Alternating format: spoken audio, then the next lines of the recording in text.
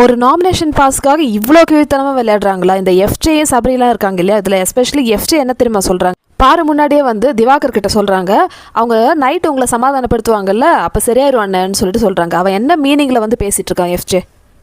அதாவது திவாகரை வந்து மடக்கிட்டாங்க எஃப்ஜேயும் சபரியும் சேர்ந்து. திவாகரை வந்து சோறு போட்டால் போதும் அந்த மாதிரி இருக்குது திவாகரோட ஸ்ட்ராட்டஜி. அவருக்கு தேவை வந்து சோறு தான், வேறு எதுவுமே தேவையில்லை.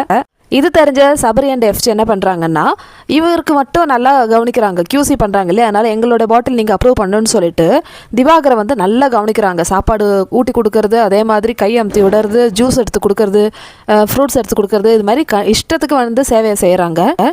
பாரு இதுக்கு வந்து ஒத்துக்கவே இல்லை. பாரு என்ன சொல்கிறாங்கன்னா, உன்னோட கேம் இருக்கட்டும், ஆனால் நான் வந்து ரம்யாவுக்கு வந்து சுபிக்ஷாவுக்கும் வந்து நான் அப்ரூவ் பண்ண போகிறேன். ஏன்னா ரம்யாவுக்கு ஆல்ரெடி வந்து 2 காயின் இருக்குது, எனக்கு ஒரு நாமினேஷன் பாஸ் கண்டிப்பாக வேணும். உனக்கு ஆல்ரெடி இருக்கு இல்லையா, போன வாரம் எல்லாம் வந்து உனக்கு தானே கொடுத்தாங்க, அதனால் இந்த வாரம் எனக்கு கண்டிப்பாக நாமினேஷன் பாஸ் வேணும். ஸோ நான் ரம்யாவையும் சுபிக்ஷாவையும் அப்ரூவ் பண்ணுறேன்.